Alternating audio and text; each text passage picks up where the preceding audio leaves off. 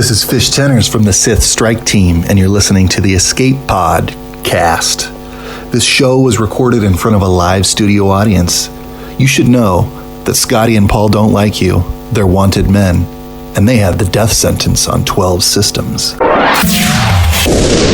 is a territory war specialist from Australia. The other is a territory battle tactician from the U.S. Together, there are no signs of intelligent life on board. But with over a combined 45 years of entertainment under their belt, the one thing we are sure of is that you will be entertained. The CFH Network presents the Escape Pod cast, a weekly show about the mobile game Star Wars Galaxy of Heroes. Live from the network studios of Yavin 4, here are your hosts, Scotty McLaren and Paul Anthony. Coming up on this week's edition of the Escape Pod cast, we have a new senior producer at Capital Games for Star Wars Galaxy of Heroes. We get a work-in-progress preview of relics and new frames. False start, Grand Arena, 5-yard penalty, replay, first match.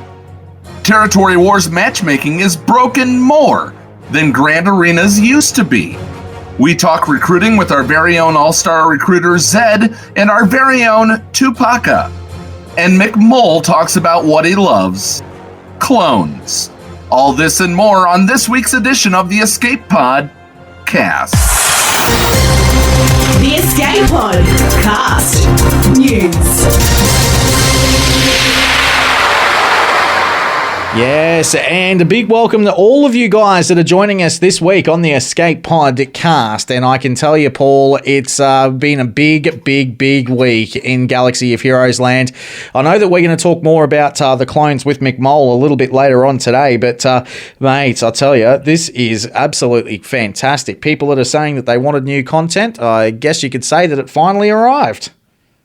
Yeah, they finally are going to get their as you said, their new content.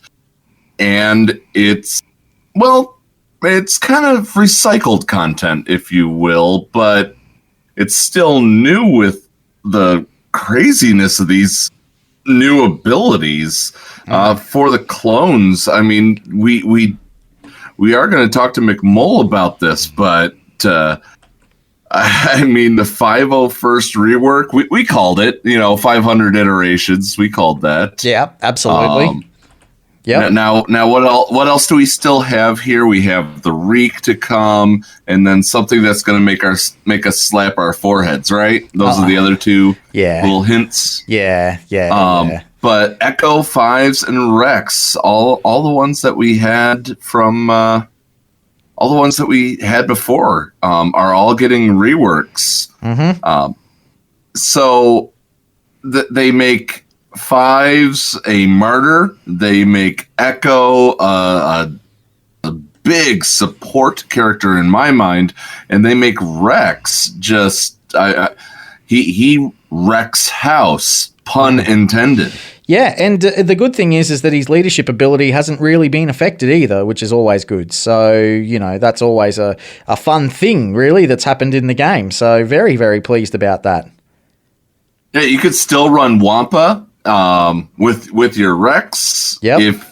If you aren't, saving him for this 501st squad that seems to be on the horizon. Absolutely, man. I couldn't agree more. And Scotty. Yes. Yeah, Scotty, don't forget the huge rework for Ahsoka. Oh, yeah. She's getting a nice little boost. Yeah, she's getting the 501st tag. She's getting the fact that if another 501st ally is present, she recovers 15 health when she does her basic. Yeah, I know. I'm really stoked about that, man. It's great to see that, we've got, that Ahsoka's getting this too. I mean, and rightly so. I mean, her and Rex are like, peas and carrots, man, on a plate. But that's all she gets. Yeah. There wasn't anything else. No. But still, hey, it's good. Right. I'm glad that it is good because, you have your plug and plays. Yeah. You have your plug and play characters for this. So, maybe she slots in there. Remember what Carrie said about Shock T being a nesting doll. I think there's more on the horizon. Are they going to rework a character before it becomes farmable? That's a good point, man. That's a dead set good point. Yeah. So, whether or not that's going to be key adding Monday that we're going to be seeing at some stage, who knows, man. But, I guess we'll just have to wait and see. But what I have to say is that, yeah, the clones look amazing. No, we don't have test accounts, and no, we can't play with them. But having said that what I've seen so far, yeah, I'm excited. Really excited. So it should be awesome. Can't wait. Well, there's somebody new that we could possibly start bugging about these test accounts, because just as we decided not to go back on the air with this last week, but just last week they announced that Mark Dickinson, of former Telltale Games, that was the big one that I felt in my head. But he's also worked with 3DO and LucasArts already. But I'm excited that he's worked with Telltale Games. I mean, that's if you haven't played a Telltale game, Scotty, you gotta look up their library. There's tons of great ones, including Minecraft, Walking Dead, and there's also one of my favorites, Borderlands 2. They did a whole story on Borderlands. It was great. Yeah, and there's Minecraft as well that he's been involved in too, which is always good. But, I got to say, welcome, Mark. I sent you a private message via Facebook and still waiting for your response. But having said that, mate, look, it's great to have you on board with Galaxy of Heroes, and, we wish you all the very best.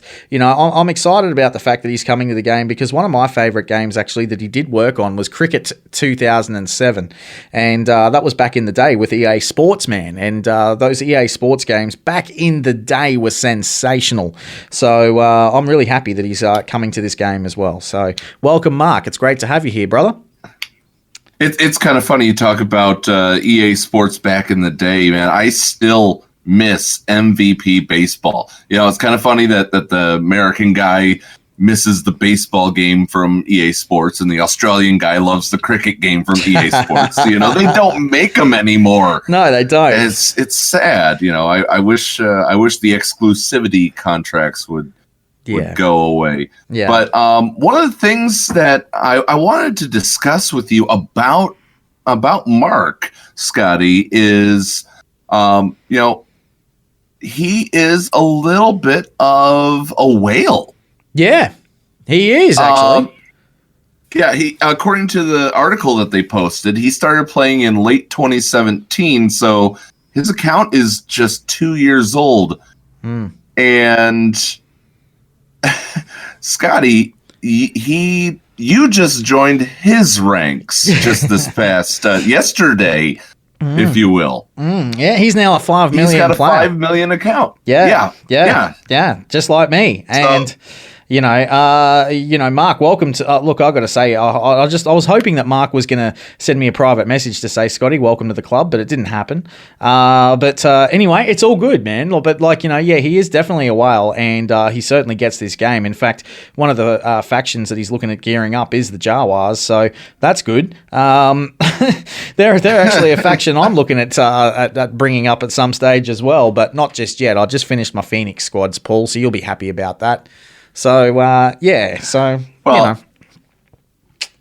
did talk about one of my interesting takes from this was he talked about his favorite character or kit very briefly, but running through Karth squads with Shock T was his answer. And he said it's almost as fun as taking out First Order with Ewoks. I love taking an Ewok team against First Order, but clones against Karth, that's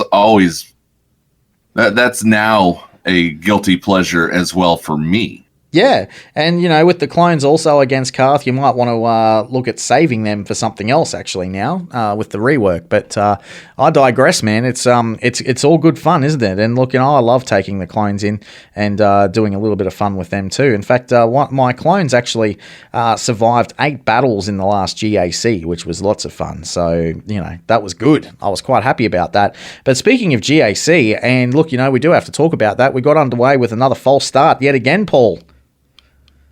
We did, I alluded to it in the open with an American football joke, and yeah, this was not, and this is something that we have to stress for those who are like, oh, CG screwed up again. No, they didn't. They did absolutely the right thing because Let's say in the perfect world, Scotty, that there is a 50-50 split of iPhone versus Android users of this game, okay? Mm-hmm. So let's say that 50% of their base who waited till the last moment, there's 24 hours in a day, let's even it out across the board. And so that's 2-point-something% each hour for 5 hours, 4 or 5 hours. Android could not log in. So 4 times that, that's 10% of their players that could not join Grand Arena in time to play this game. And it hit right about the lunch hour. So they wanted to make sure that 10% did not get alienated. Those 10%, it didn't matter if they were free to play. It didn't matter if they were paying to play. It didn't matter if they were small accounts. It didn't matter if they were big accounts. It was somebody who couldn't log in for a time. Yep. So I give credit where credit is due on this because they said this would not be fair for people to miss. So let's punt the ball. We'll get it back next week, and let's have a good Grand Arena Championship the full 4 weeks and not people missing the first week. Well, I've got to say, man, it would have been quite fun to see who actually does play on the Apple device. That would have been We're fun. okay, but it doesn't matter. It doesn't matter. It would be fun to see who plays on the Apple devices, but at the same time, I don't want my pool diluted. I want it full. Yeah, I know what you're saying. And look, I can't agree with you there, Paul. But having said that, we got underway with a false start last time. It's become a thing. So let's just go with another false start, hey? And we'll get it right the next time. Yeah? That's my opinion anyway. That's the way I look at it. But Paul, moving on, man. And, look, there's something big which has also come into the game as well, which is pretty massive. And this got announced just yesterday, Australian time. And that was the Relic amplifiers, the gear system, and also the next update too. Now, look, I can tell you, Paul, one of the big things which has come our way, actually, we'll start off with the fact that CG have now confirmed that Gear 13 is the highest gear that you will get to in this game. That's a good thing, I guess you could say. Paul? It's absolutely a good thing because we're not going to see, once you get to Gear 13, those little boxes go away if they continue down the path that they're looking to do. Because they showed a Grand Admiral Thrawn picture that, there's no boxes. You see every single one of the leader abilities. You've got the mods in the top right. You've got the level favorite stats. It's all bunched over to the right. I'm not so keen to that. Yeah. It looks a little desolate in my opinion, but in the bottom left, they have the iconic item. Now, Thrawn's iconic item apparently is his blaster. I don't remember him using that blaster that much. No. I would have thought it would have been his boot because or his hands, or what about the what do you call it? The droids that he fights against in Rebels, I mean, like I would have thought that might have been one of the things. See, I would have thought Thrawn's iconic item would have been more of his rank tag because spoiler alert for those who haven't read the first new Thrawn book, he uses his placard in many different ways to get around a lot of mishaps that happened to him. That I honestly think his Grand Admiral placard should have been more his iconic item, but I guess they are going more towards the weapons. Yeah, possibly. I mean, well, Hermit Yoda's going to have his cane, obviously, we know that. So, that could be interesting. But, look, I think, let's wait and see how this plays out. For mine, I'm a little bit positive on this, but having said that, I mean, like, we don't know how the crunch is going to be yet. We don't know how we're going to have to spend these items to get this full gun and how many guns we're going to need to try and get it up. So is it going to be 13 guns or is it going to be one fully crafted gun? What is it? Like that's the one thing that I was a little bit concerned about when I saw that. Because see, if you have a look at that Thrawn picture, it's got 0 down the bottom. Does that mean that it's 1, 2, 3, 4, 5, 6, 7? What is it? But notice that it says after they reach gear, it's right in the beginning, after they reach gear 13. Instead, gear and future gear materials will be used to improve a character's relic. It kind of reads to me as if that relic is the new gear system and you don't unlock it till 13. So essentially it comes off as the relic is gear 13. So once again, I'm worried about it because it sounds more of a pay to play. Wait up. / pay to win wouldn't this mechanic. Be gear 14 or 15 then?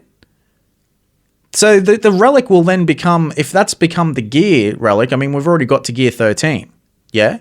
So then we unlock. I mean, that's what I'm worried about. Yeah, that's exactly what I'm worried about. Is this going to become a new gear mechanic for further stat improvement? Because you're having to deal with pouring gear into this item.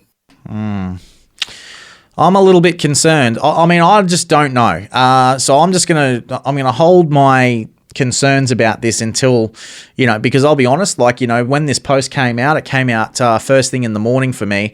And as we speak, actually, Paul, for me, it's late in the day, but I actually haven't had a really, really good chance to really, get into this yet, because we are pre-recording the show, as you know. And, yeah, so I haven't really had a good chance, but all I saw was the gear piece, and then I thought, well, what's going on here? The 0, is it going to be going up in a system? What is it?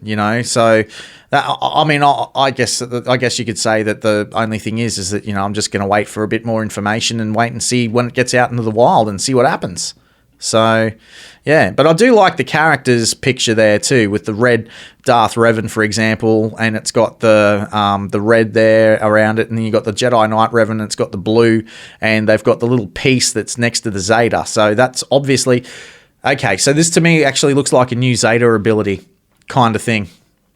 It in a way, yeah. But remember, they did say abilities. That is absolutely true. They did say abilities would come with these. Well, there we go. I'm just figuring it out as I speak to you. I'm just talking out loud, and yeah, that's a dead set Zeta ability. It's another Zeta. It's something else. It's a higher Zeta ability.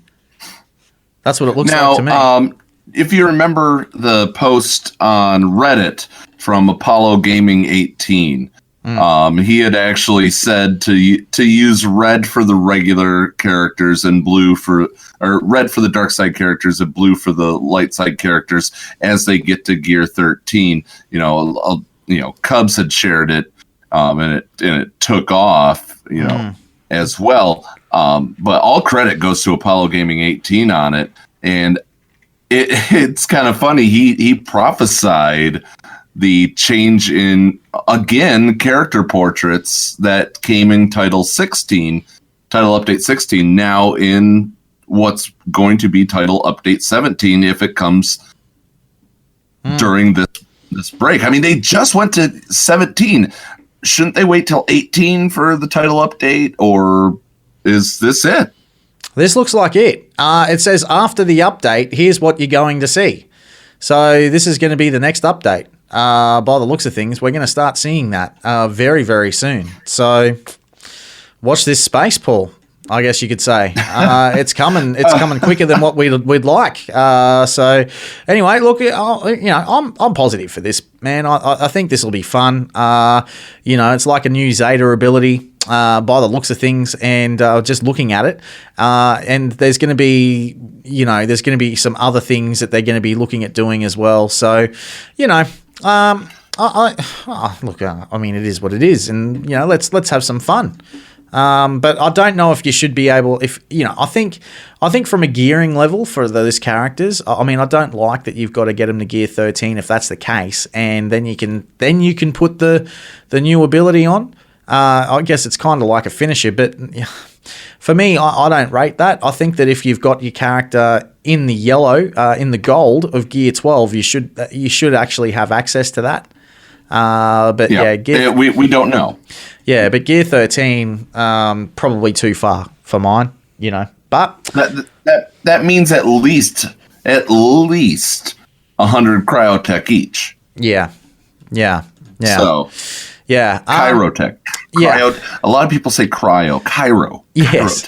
Also, there's been a change as well to Jawa Scavenger, and here's what it says. At the end of each turn, if a Jawa ally was damaged by an attack that turn, Jawa Scavenger has an 80% chance to inflict 2 thermal detonators for 2 turns on each enemy then that used an ability during that turn. This effect occurs for each time a Jawa ally was damaged by an attack that turn. Whenever Jawa Scavenger scores a critical hit, he gains stealth for 3 turns. So that's a lot better than what the old one was, because basically it was whenever Jawa Scavenger scores a critical hit, he gains stealth for 3 turns, which is still there. But the bit that's changed is that at the end of each turn, Jawa Scavenger has a 50% chance to inflict a thermal detonator on all enemies. Now, it says only in here if a Jawa ally was damaged by an attack. So that's where the difference is. So Bosk, not happening anymore. But it means, though, that you'll still be able to throw those detonators out if you're using a full Jawa squad up against the bugs once again. So they haven't fully nerfed that yet, but they've certainly got rid of the Bosk part. Yeah, it actually changed from attacked to damaged by an attack, and then they raised the amount of thermal detonators. They raised the chance to inflict the 2 thermal detonators for 2 turns. So I don't like this. I really don't like this as somebody who quite enjoyed the bugs. The bugs weren't just territory battles. The bugs were supposed to be a great faction, and now it just takes a bunch of sand rats to get rid of it. Yeah, I agree with that, and I'm not a fan of it either. I think that, basically there's no skill in it. I mean, all it is it's just basically 5 Jawas standing there, and they're just chucking thermal detonators out there at you, and your team's going to blow up. That's basically it. I don't think there's any skill in it at all. Well, you do have to admit, though, seeing Urza throw that Hail Mary last GAC championships, it was sensational. At the very end. Yeah, it was great. But, look, we've had our fun with it. And it's the sort of thing that, you say, okay, look, you've had your fun. let's ditch it now. You know, it's, you know, I mean, like, Paul, I don't want to be seeing people leveling up their Jawas and spending all their gear on Jawas just so that they can take out one specific team. I mean, there's better teams out there. And, yeah, I don't know. Jury's out for me. And we still need to figure out what happened to Chief Nebbit from our early episodes. Yeah, Chief Nebbit. Yeah, what's going on? Is he still in prison? Has he escaped? Well, he did escape, didn't he? And yeah, we'll just have to wait and see. We got to call up Arlen Donna and find out what's going on. Yeah, that's it. Well, we've lost the transmission with Arlen, so you know, hopefully we'll be able to rectify that one. He's on Tatooine, and there's been some problems on Tatooine, so we'll have to catch up with Arlen and try and catch up with Tatooine as well. We'll have to put the new radio tower up somehow, Paul. We'll have to. Our Patreons will pay for it. Hey, speaking of which, there was something. There was something I wanted to get to before you get to this, or maybe we are getting to it. Something you're not a fan of this. I am. I have to voice one thing that I am extremely not a fan of, and it caused you some issues. You know, territory wars, matchmaking. People want to talk about how Grand Arena matchmaking is broken and it doesn't favorably match up player versus player. Guild versus guild is even worse.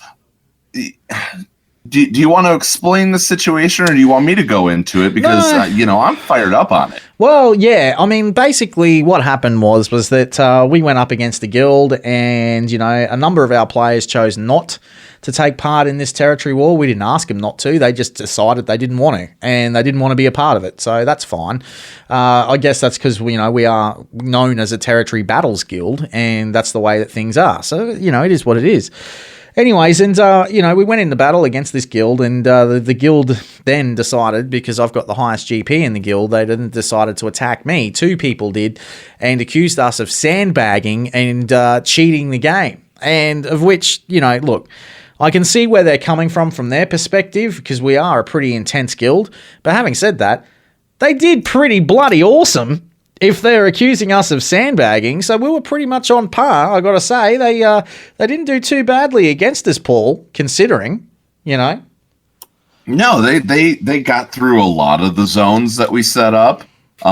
They certainly held their own. And so I do want to take a moment to apologize if they felt slighted to Ewokopolis. I can't say it.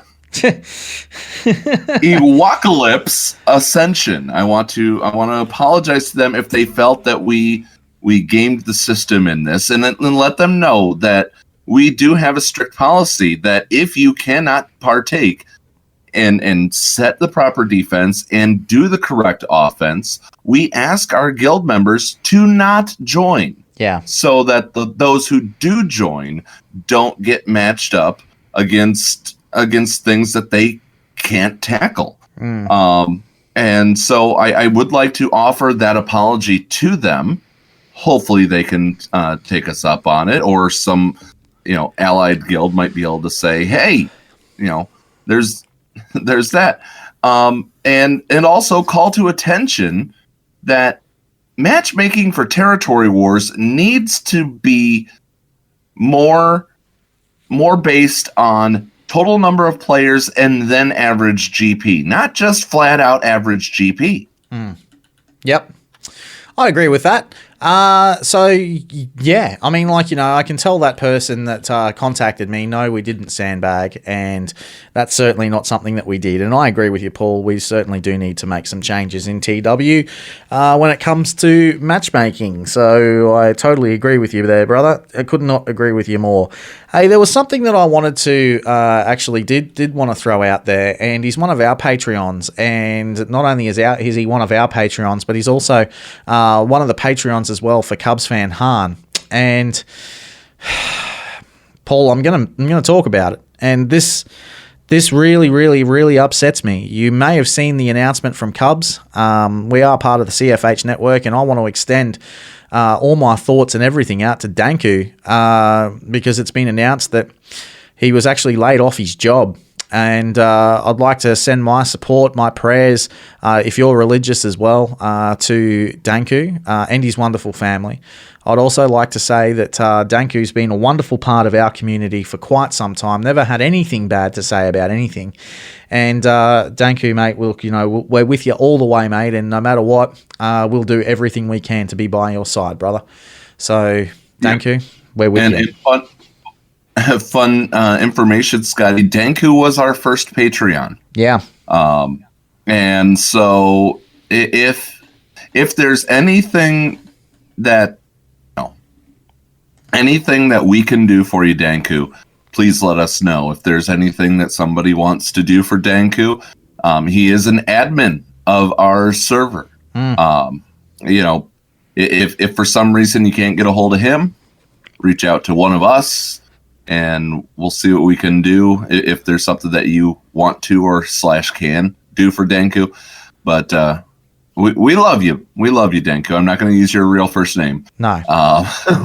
But no, we do. We're here for you. Absolutely. We have your back as you've had ours. Yeah, absolutely. I couldn't agree with you more on that. And, if you've got any work or any work or anything like that might be able to help Danku, well, post it. And I'm sure that he'll be able to get back to you at some stage because, him and his beautiful family certainly deserve all the love and support from us and all the community as well. He's one of the most positive people I know out there. And I love my chats with Danku. And I know he's hurting, but, mate, we're with you, brother. We're with you. Stick around, guys, because coming up in just a moment, though, we're going to be getting to the round hollow table as we talk about all things recruiting. So make sure you stick around for that. This is the Escape Podcast. Hey everyone, it is the heartthrob of the Outer Rim, your boy Urs, and you are listening to the Escape Podcast with Paul Anthony and Scotty McLaren. Boys, I think I speak for all of us when I say you are hot, you are red hot.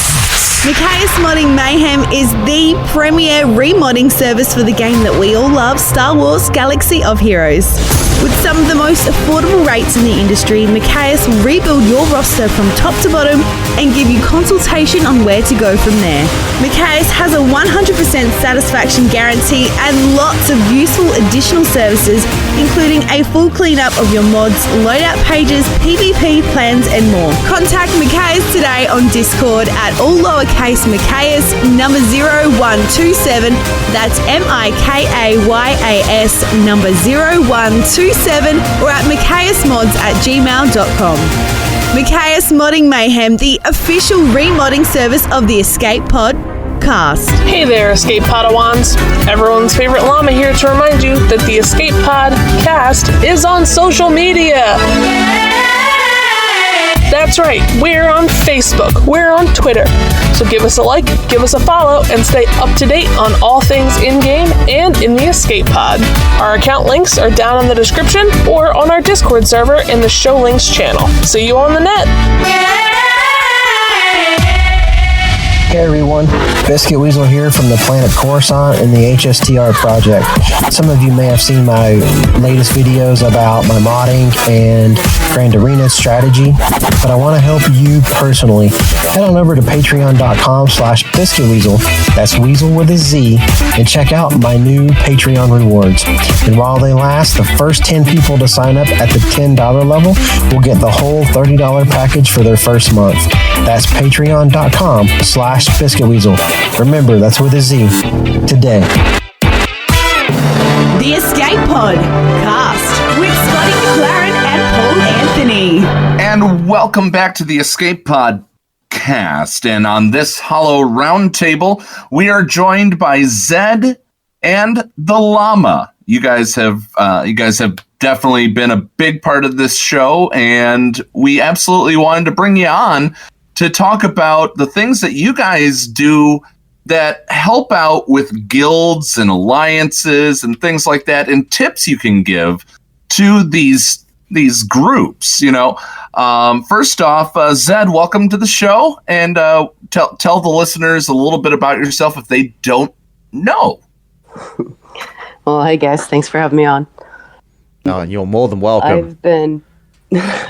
I've been an officer in a guild for since I really almost started playing, and since then our guild has evolved and grown and jumped around into different alliances, and I got to get a good taste of what it's like to be in the recruiting department of at least 3 alliances, and eventually ended up leading the recruiting server on two of the alliances. So I'm extensive back-end recruiting strategy, setups, and whatnot is kind of my specialty. Trainings and all that jazz. Nice. Well, one thing, Scotty, that you might not know, or our listeners might not know about Zedd. Zedd is the one who basically showed me a territory battle spreadsheet and said, "This is what I use," and I said, "Oh boy." And I took to it like a moth to a flame. Yeah, that was great.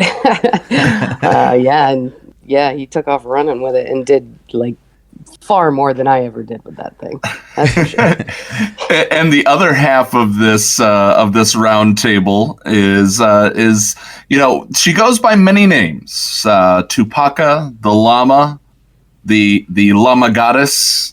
Many names. Welcome to the show, Tupacca. Or what do you want to go by for this interview? Well, I mean, I've never been called a llama goddess before. I mean, I can kind of get into that. But before I really start, one thing, guys, I cannot hear Zedd when she talks. Ooh. I don't know why, but she said all of that, and I heard none of it. I thought it might have just been me, but well, clearly it's just me because you guys started laughing at things she was saying, and I was like, "What's funny? I don't know." Well, we'll try to translate. We'll see what comes up here with this whole interview. But yeah, it'll be interesting. Instead of a round table, it's more of a crescent now, I guess. Yeah. Yeah, it's certainly going to be interesting. But a little bit about me. I started playing this game a very long time ago. I'm pretty sure my wife thinks that I should be over it by now, but here we are still. I have bounced around from place to place. Spent a lot of time cultivating a training program that has also bounced from place to place as we go along. Primal training, we were with the Outer Rim, then U-Wall, and now we're kind of in our own little spot here. And, just really enjoying kind of teaching these, younger folks how to play the game, how to start off right. Kind of the path to lead them on, similar to kind of what the Nev does every week on the show, which is awesome. Yeah, and, I wanted to throw this out there to both of you, and I'll start off with Llama. And, look, because, both of you do a fair bit of work when it comes to recruiting. Now, what is the ultimate recruit when it comes to someone that you're looking for? Llama, what is it for you? The biggest thing for me is definitely what pretty much everybody wants, right? Do you listen? Do you follow orders? Are you active? Are we going to have to come after you every time there's a territory war or a territory battle, or, when you got to get your tickets in at the end of the day? Activity is definitely huge. When people come looking for a spot in a guild and you're kind of interviewing them and that kind of thing, are they asking a lot of questions? Are they, is it a good conversation back and forth? Do they seem talkative? Because all of those things, once you bring them into your guild, are going to just add to the environment and, the kind of culture that you're trying to breed in a guild. Absolutely. Zedd, what is it for you? Because you're more looking at endgame players, and what is it for you that you're looking for? Well, a lot of the same stuff. But it mostly comes down to truth. I find that if in the interview process, when you're bringing on a possible new recruit, like being honest with them about what your guild is capable of, and hopefully they're being honest with you. I mean, it's one of those things where, you don't want to put a round peg in a square hole. So the more open with what your desires are and what your guild's desires are on both sides it's really going to be helpful for longevity. And that's really what we're looking for is members that will stick around, that will bust their butt for the guild, that will take part, be active, continue to grow, continue to build, share information, be willing to share outside content information as well that they bring in. It's activity level. We want to see people who want to get better and in turn have our guild get better as well. Do you ever ask the question, guys? Define airplane mode. I fixed it. I'm sorry to interrupt, but I fixed it. Everybody should be celebrating right now. Hey, beautiful. You She muted me, I'm pretty sure. I did not. I definitely did not. I would never do such a thing. Talking with you on voice chat is one of my favorite things. So, Scotty made the offhanded comment, asking a recruit if they could define airplane mode. Now, absolutely, have them screen record them putting their phone on airplane mode just to make sure that they can do it. now, Zedd, we're the guild that we're in. It's top end stuff that we're getting into, and every once in a while, you're going to see somebody that comes in with a 1.2 roster or there's nothing wrong with the lower rosters themselves. They might not be right for a certain guild, but what do you do when you run into that? Well, how do you go about that? And what's the end result? Well, through this whole being all these different recruiting servers and working for these different alliances, I've really tried to instill the longevity of the game, being the real purpose behind what we do. Like, you want members to be happy. You want them to be happy where they're playing. In turn, guilds will be happy. In turn, longevity of the game. And I think that's really all that we're hoping for here, is that this game keeps going. We're playing it, we're having fun. We have a common goal here. Let's keep it moving. So whenever we for Yavin specifically, we have an open join. If we've got spots, you can pretty much tap us to come into our guild in game. And quite often it's lower GPs that aren't necessarily built for us, but we still try and pull them through into Discord. And strike up a conversation with them, and then refer them to places that might work for them. Yavin's well connected to the Primal Training Program, so we have a spot where we can kind of direct some of those lower GP players that would benefit from that sort of thing. So having, access to all the different servers out there, pointing this person in the right direction, encouraging them to use Discord if there aren't, is a good way to go, because there's a huge community within Discord. Getting involved in there is the best route to get these members to get interested and stay interested and keep playing. So I kind of always have in my back pocket a list of places to send these recruits. And we don't want them out there in the ether just floating around and being frustrated by it. So, trying to find them a home is the way to go. No, that's true. But what about, when it comes to people's expectations, an 800K sort of GP guy comes in and says, you know what? No, I'm chasing Wat Tambor. Yeah. Well, that's the thing. If you're a recruit, if you're a member out there looking for a guild, you have to know a few things, right? You got to know what you want, but at the same time, you kind of got to know what's reasonable. Yeah. So, if you do the kind of the baseline read, take your GP and multiply that by 50, right? So if you're a 2.0, the guild roughly that you should be looking for is around 100 million, right? If you're a 4.0, you're looking for 200 million and so on. So, you got to at least know roughly where the GP lands. That's not the determining factor solely, but that's a start. And then knowing, should you be in an HSIF guild? right? Do you have the ability to participate in an HSITH and contribute to the HSITH? If you don't, then you probably shouldn't be in an HSITH guild. In pretty much any recruiting server for alliances and or guilds, there's the DSR bot sitting in there. Your Swagaga is getting run, so people know what they're looking at, and we can see if you're, HSITH ready or not.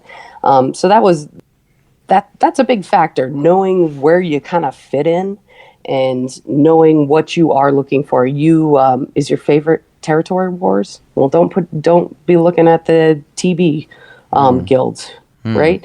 Are you building for something very specific? Are you really pushing for Geo TB characters, right? What are you going for? Are you building for Malik? Like, where do you fit in those bits and pieces? What are your goals? And then knowing on the other side, like, what you're looking at realistically for a guild. Are you active, or are you a 500 ticket a day, or are you a 600 daily? No question. There are all these requirements that these guilds have, and as you go through the process, there'll be those conversations. So going into it, knowing what you are looking for and what is realistic for where you're at. That's the way to go about it. And then same thing goes for the guilds, right? You got to know what you're looking for. Now, Zedd, you're as much of a, you and I, we know each other, and you enjoy fishing as much as I do. So where are you casting your net? For those people that are listening that are like, oh yeah, our alliance is struggling, or our guild is struggling. I'm not going to ask you to give away the honey hole, but there are some places to go that people may not think of, and what would those be? Oh, there's tons of places to be looking. There are nooks and crannies everywhere. I got to give a lot of credit here to Savage Diva. Now, I tend to be the back-end recruiter for a good long time here, and now that Yavin's kind of out on its own wing here, I'm getting back into the game, but Savage is like... Savage. Fantastic. Yeah, Savage Diva. Fantastic scout for us. She has found so many different Discord servers. There's content creators. There's other...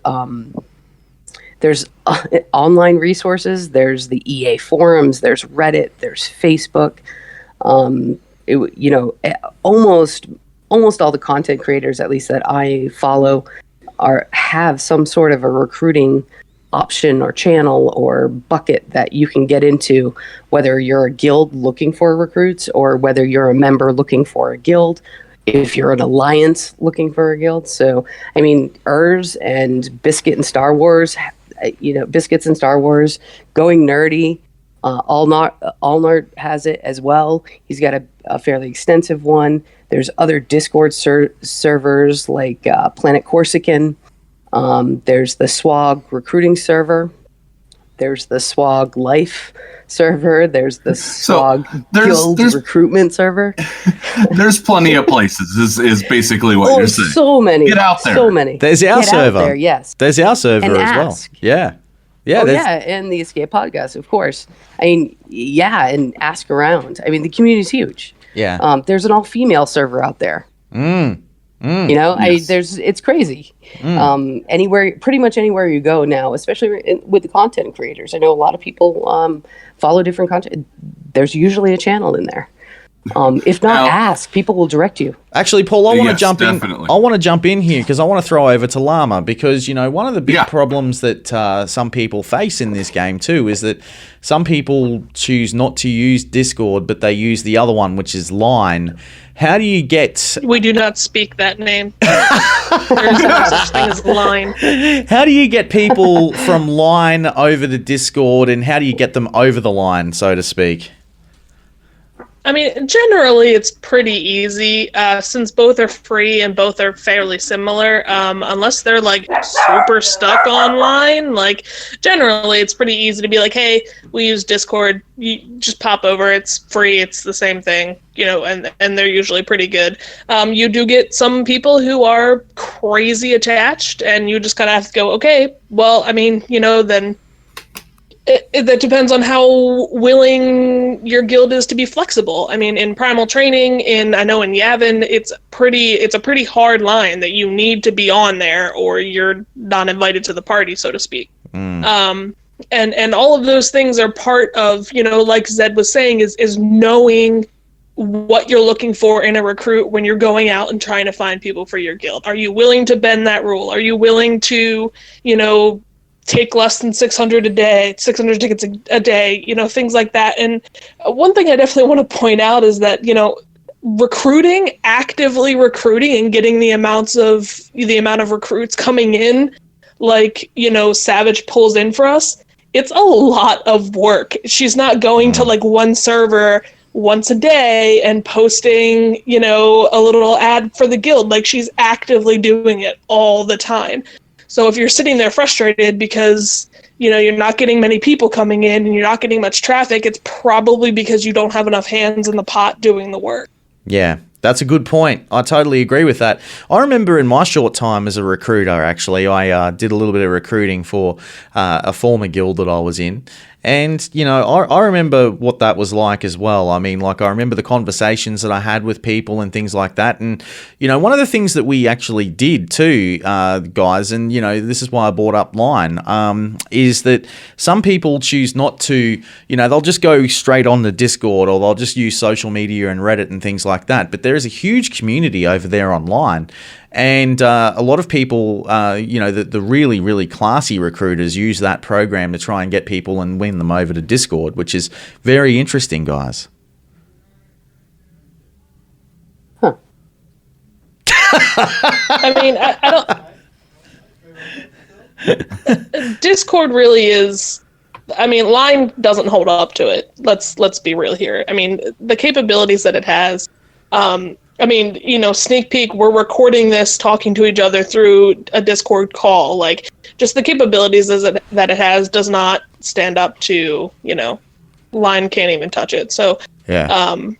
Discord's really the place that you want to be. And I feel like that's most of the community out there kind of understands that and is on Discord. Most of the time, the people that you get online, they play this game exclusively and they only join Line because their first guild told them to. Yes, that's right. And yeah, that's where there's a fair bit of a community too. So, it's quite interesting. So if you are online, do yourself a favor and get yourself over to Discord. That's what I'm going to say to you because, it just opens up your eyes to an entire new community and the resources are much better on Discord too, I've got to tell you. So that's all I'm telling you. If you're online, get over to Discord. That's what you got to do. I'm telling you. It's cross-platform too. Like, you can find Discord for literally anything. Like, I've got Discord for the Galaxy of Heroes stuff.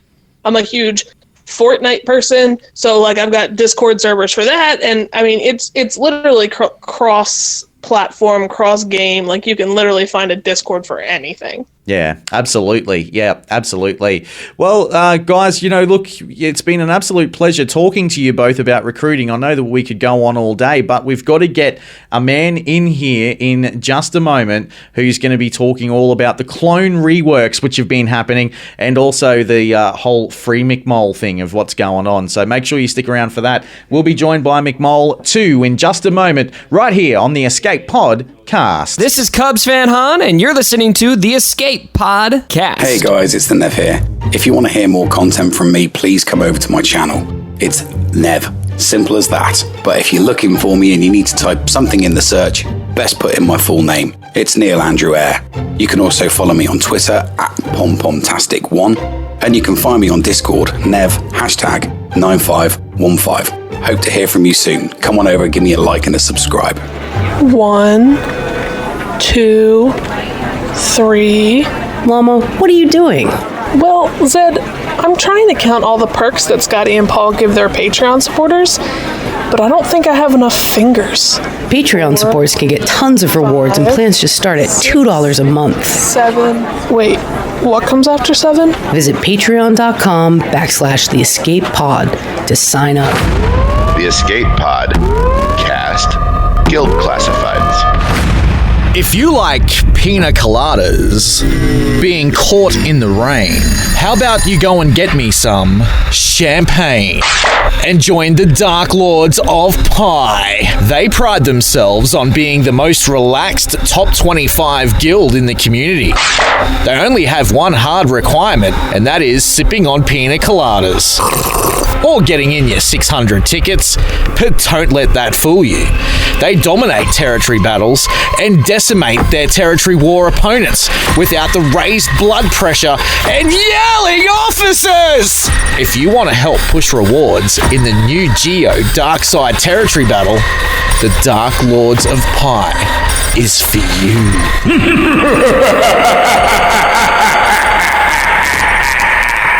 They just want you to be at 4.5 plus million GP. Have 600 coins a day in your collection. I'm sure you can do that. Full participation in territory battle and territory war focused players. If this sounds good to you, drop by the Discord and say g'day. Simply search for swgoh.gg/G39390/Dark Lords of Pie, or head to our Discord channel to find out more. The Dark Lords of Pie. They don't just eat pie, they drink pina coladas as well.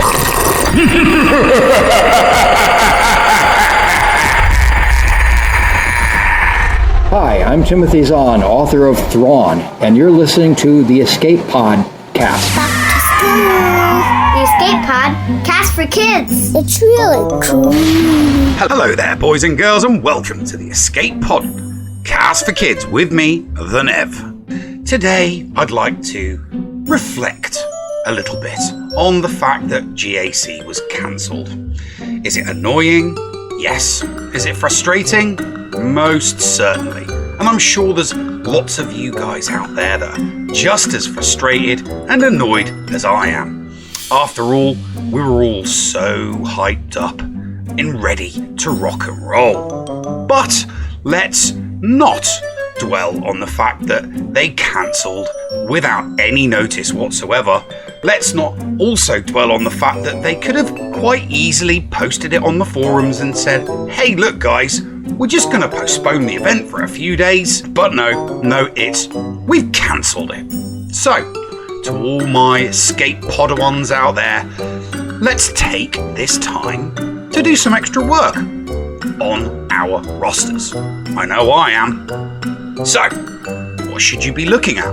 Well, if you're one of the older boys and girls with a little bit more maturity, you may have caught the Metaverse's show on panic farming and modding for GAC, brought to you by the delectable Money G and good old Maurice. So, if you're a little bit older and you're looking for a little bit more detail, you might want to go and check out that episode of Operation Metaverse. But to all the other boys and girls that come to me for help and advice and assistance with the GAC, let's go over a few things, shall we? Okay, for starters, if you've got your 5x5 teams all laid out in your squads, what you first want to look at is the gear. Do you have any characters that are particularly low gear that might benefit from being bumped up? For example, I have several characters that were at gear 7, and I decided to just bump them up to gear 8, just to make them a little bit tougher, in case I want to put them in defense. Because, to be honest, from an offensive point of view, it's not going to make that much difference. So, if you've got a gear 7 Bastilla Shamfallen, maybe think about taking her up to gear 8. Let's talk about defenses. Maybe you've got a couple of characters that are just shy of 6 stars. Maybe you're 75 from 85 on a character and you think to yourself, hey, you know what? Maybe I want to bump them up to 6 stars because 6 stars is always going to be better than 5 stars. So why not look at some of your characters that are around that 4 or 5 or 6 star mark, and if you're maybe only 5, 10, maybe even 15 shards away from bumping them up to that next star tier, maybe go over them with a couple of refreshes. I know I've been doing that. I've been desperately trying to get my Bastilla Shamfallen up to 6 stars for a couple of days now, and I'm definitely going to take advantage of a little bit of panic farming. So, bumping up your gears, bumping up your stars, let's talk about bumping up your mods.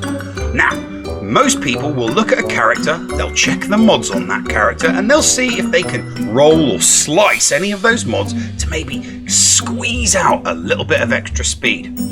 But you don't really have an awful lot of materials, and there's not a huge amount of characters that you can really squeeze a lot of speed out of. My advice in situations like this, and something that I tend to do, especially when I'm coming up to an event and I've got some spare slicing material, is I will just click on any random character, open up their mods, filter the mods for speed, and then tap on a square or a cross or a triangle, and I'll just have a look at what the lowest tier mod is. So you might all of a sudden discover that you've got some green mod that's got 10 speed on it, or some green mod that's got 8 or 9 speed on it, that's on a character that you didn't really think, hey, hang on a minute, why haven't I rolled this before?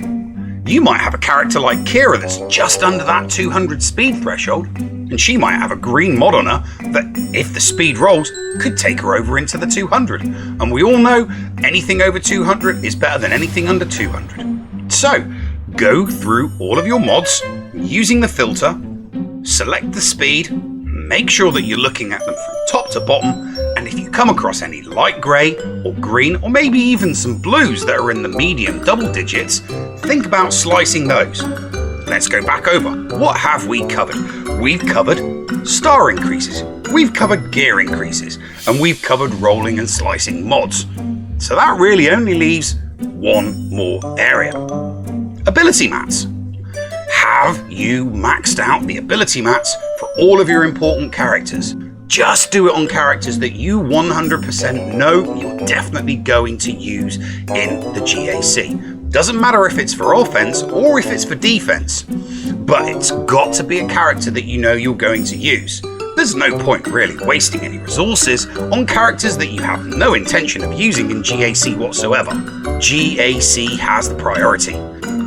Anyway, we've covered the stars, we've covered the mods, we've covered the gears, and we've covered the ability mats. There's not much else we can really cover, so I'm going to let you stew over the advice that I've just given you here today.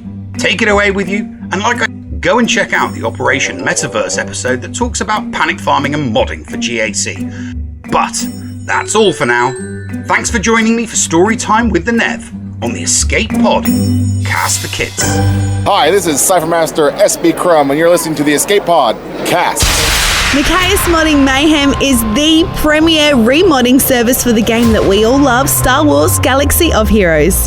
With some of the most affordable rates in the industry, Micaeus will rebuild your roster from top to bottom and give you consultation on where to go from there. Micaeus has a 100% satisfaction guarantee and lots of useful additional services, including a full cleanup of your mods, loadout pages, PvP plans, and more. Contact Micaeus today on Discord at all lowercase Micaeus number 0127. That's MIKAYAS number 0127, or at micaeusmods@gmail.com. Micaeus Modding Mayhem, the official remodding service of the Escape Pod Cast. Does your guild want to tap into their full potential in Star Wars Galaxy of Heroes? Yeah! For as low as $1 a month per guild member, your guild can unleash the power of the game in ways you never thought possible. Ooh. Track your arena movements, guild progression, and much more. Contact ShittyBill and get one of his shitty bots on your server today. Just look for him on our Discord server and tag or message him for more information. The link for our server is below in the description. Shitty bots, don't let the name fool you. Hey everyone, Biscuit Weasel here from the planet Coruscant and the HSTR project. Some of you may have seen my latest videos about my modding and Grand Arena strategy, but I want to help you personally. Head on over to patreon.com/biscuitweasel, that's Weasel with a Z, and check out my new Patreon rewards. And while they last, the first 10 people to sign up at the $10 level will get the whole $30 package for their first month. That's patreon.com/biscuitweasel. Remember, that's with a Z. Today. The Escape Pod Cast with Scotty McLaren and Paul Anthony. Receiving incoming transmission.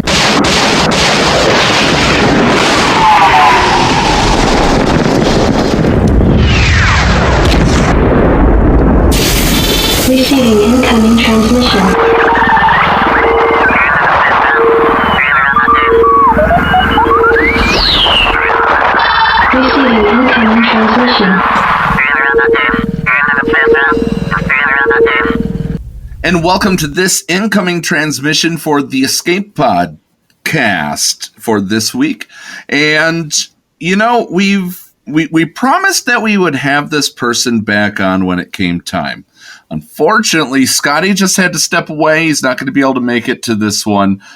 So it's just me and my guest, the one, the only McMole 2. Welcome to the show, McMole. Hey, man, glad to be back. I'm glad to talk about some clones. Yes, definitely. We are certainly about to get to that. But I know you've had your time to say things, and it's been, I think, 2 weeks now. Yeah, just over 2 weeks. Just over 2 weeks. The first thing that I want to ask you about is, how are you holding up in purgatory, in Swago purgatory? I'm doing pretty good. That first week was kind of rough because I was just kind of like, oh man, I'm missing out. And then my guild unlocked Wat Tambor this past territory battle, and I was just like, oh, I don't think I can handle this. I kind of picked back up. The clone reworks are here, and I don't know if you saw my my live reactions to the clone reworks. I look very disheveled. I'm not shaving. My hair is very long, like I've been in exile or prison or something. It's like, yeah, it's kind of the look I'm trying to pull off right now. But my parents, this is hilarious. My parents, they watched my videos and they watched my live reaction this morning. And they messaged me. They're like, "Hey, we love the video. We laughed. Thought it was great. What's this about a suspension?" And I'm like, "Oh, I don't have time to talk about this because now they think I'm going to be in like legal trouble or something. And I'm not sure how to explain that to them." Yeah, our parents are our worst critics when it comes to these things. My dad has no idea what we're talking about, and when he decided to listen in, and he's like, "I have no idea what you guys are talking about, but it sounds great." Yeah, that's pretty much what my parents are like. They're like, I have no idea what you're yelling or what you're so excited about, but the fact that you're excited makes me happy. So I was like, cool, that's all I needed to know. Well, so if you guys haven't, and if you haven't watched the video and you are listening to this on podcast, pause the podcast right now. Go watch McMole's video. We'll wait. Okay, now welcome back. It was a fun video to make for sure. Because when the rework information dropped, I know you tagged me on Discord, and I had like 3 different people tag me at once. I was like, oh great, the clone info has dropped. My plan was always to do like a live reaction, so I was like, I've got to shut down everything. I've got to shut down Discord. I've got to shut down Twitter. I cannot know what's in these kits because someone somewhere is going to message me about it. Something. So yeah, I had to go dark for like 3 or 4 hours before I could finally get home and record. And that was so long because I kept trying to check Discord. And I'm like, no, wait, I can't do that because I don't want to know anything. Oh man, but it paid off really well. It certainly did. It was honestly, I was happy for you, man. I was really happy for you. Yeah, I was getting comments of like, I don't even like clones, but now I've seen your video and now I'm hyped for them. What's going on here? And it's like, yeah, like it's just me screaming like a little like child who's like, it's like the guy who the Nintendo 64 kid. You know which video I'm talking about? Yes. The guy who's like, Nintendo 64, and like he opens it, he's just screaming. That's like me for like 15 minutes in this video. Now, speaking of the reworks, Scotty and I touched on them earlier in the program when we went over the kits really quick. But we want to get the Clone Master's, his thoughts. The first item up for reaction, on your thoughts now that you've thought about it. Rex's Annihilate, essentially. What are you thinking about this? Is this a good direction for them, or is this going? Do you think that they're going to rework the rework? So I was honestly surprised to see that. My goal for the rework with Rex was like, whatever you do, just don't get rid of his leadership. And they buffed his leadership, which blew my mind. Like, I was not expecting that. And then they give him an Annihilate on top of it. Now, granted, it's got a couple things to factor in. Number one, you got to have other clones take turns. And number two, it starts on cooldown. So you've got to, and his Zeta won't reduce the cooldown on his ability. I checked that. It's only other clone allies have their cooldowns reduced with that Zeta. So it's going to be a few turns. But there's ways of getting around this, like the rework on Echo with his basic. You can try to manipulate and make it Rex be like your weakest clone trooper ally, and then Rex is just going and just charging the turn meter on Rex and making him super fast. So that's one way of doing it. You just go all in on speed on Rex, try not to buff up his health and protection, and have Echo just supercharge him. So the fact that you can basically get this Annihilate ability with Rex, like, of all factions to give an Annihilate to, I was not expecting clone troopers to get it. Like, that surprised me. And in terms of, is this going to be a setting a bad trend? I don't know. I don't really care. All I know is that clones have an Annihilate, and I'm still trying to wrap my head around now it.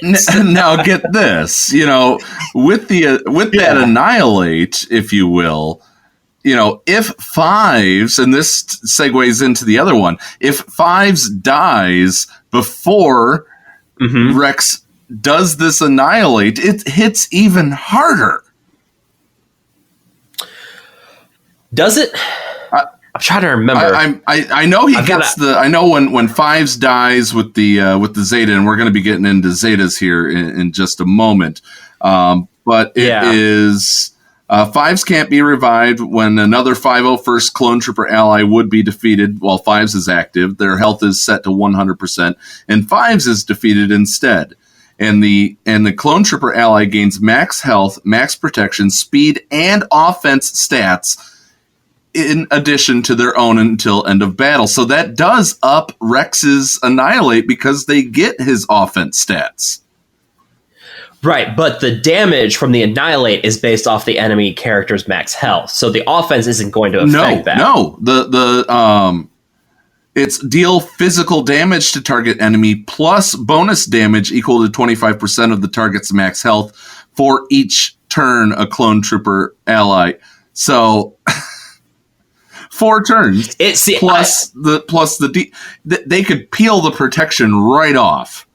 It's a mallet killer. Yeah. Well, see, I'm trying to read this. I'm reading that as like a max health bonus damage added on instead of like an exposed damage or something. Maybe I'm reading that wrong. And it's something like I've got to see it in action to really figure out what it is. But either way, the wording itself, deal physical damage to target enemy, comma. So that's offense for Rex. That's Rex's offense stat. Plus bonus damage equal to 25% of the target's max health for each turn a clone trooper ally has taken. So, I mean, they take 8 turns. That's 200% of the health.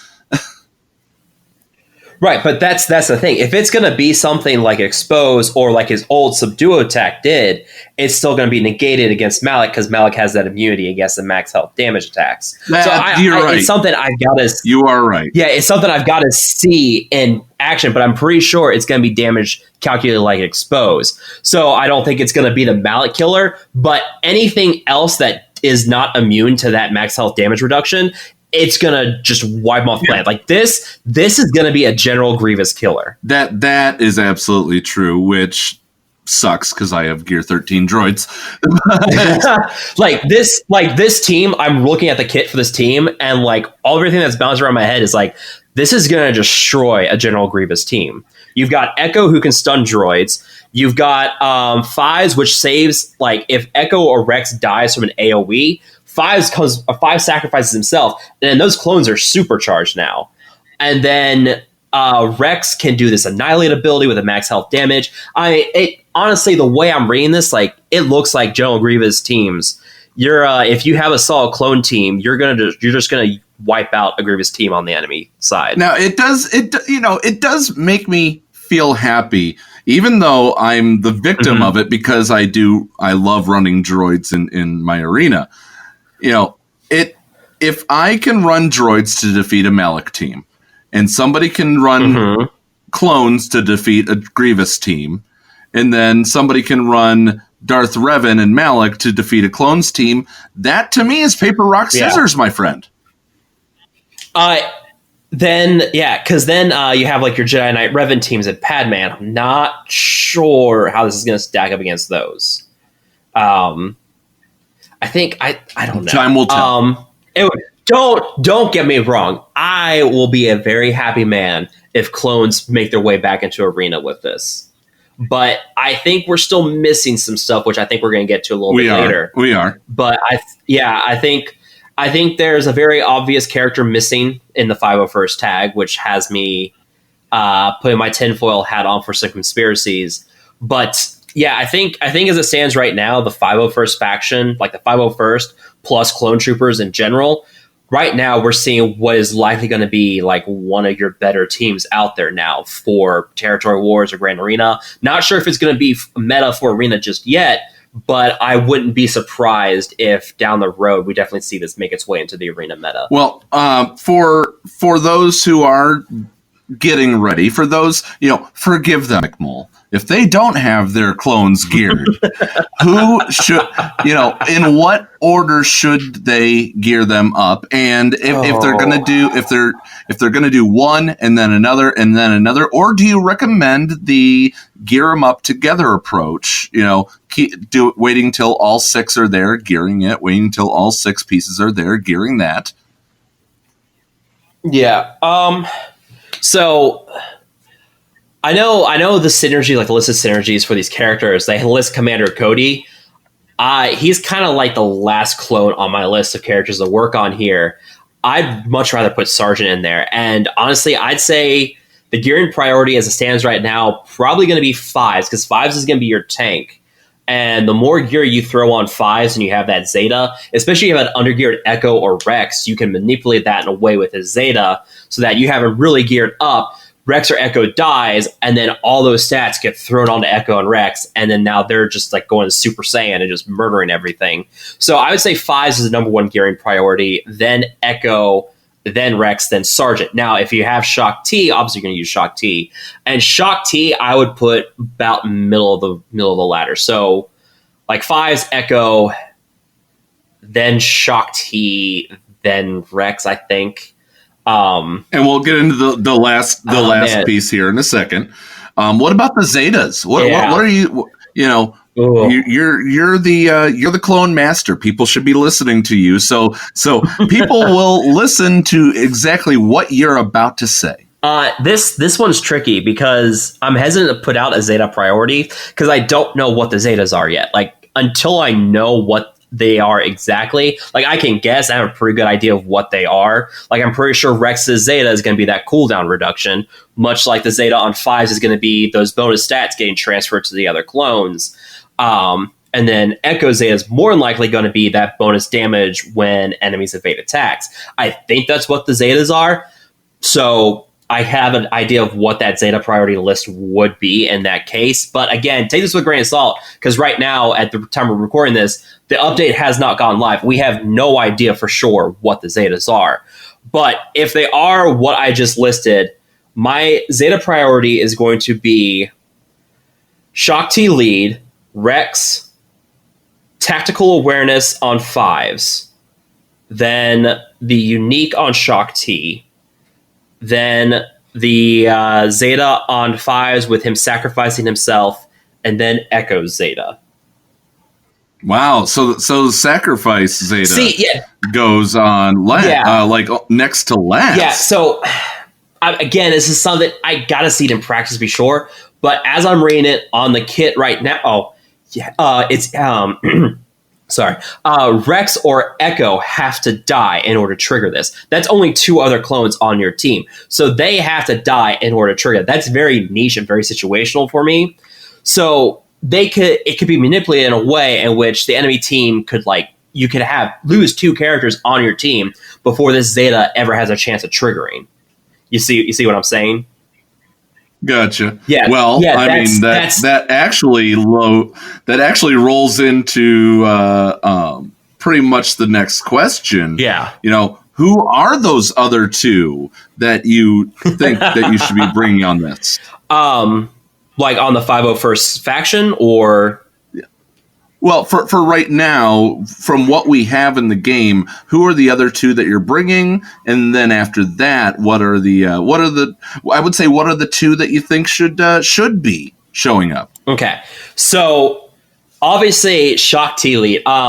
Like Rex's lead got super buffed, and it's insane now with that bone. Like if I'm reading it correctly, you can get like, I want to say 80% max health if I'm reading that correctly on Echo and 5s, which seems a little extreme, but I have a question out to CG making sure that my math is correct there, because the base reads is like 20% for Clone Trooper allies and 501st allies, and if that double dips, that's 40%, and then it's doubled again if I'm reading this correctly under Rex's lead.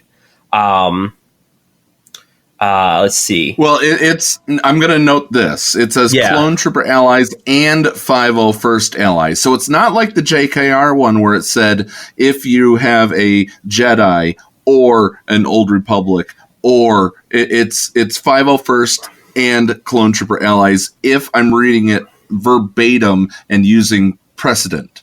So it's 80. It is 80% if everybody's a clone. Well, Jedi Knight Revan reads the same way. It says Jedi and Old Republic allies gain the +5 speed, crit chance, offense. So it's worded the same way. So I'm thinking, if it is worded the same way, then it's 40% max health for Clone Trooper and 501st, and then doubled for 501st Clone Trooper allies.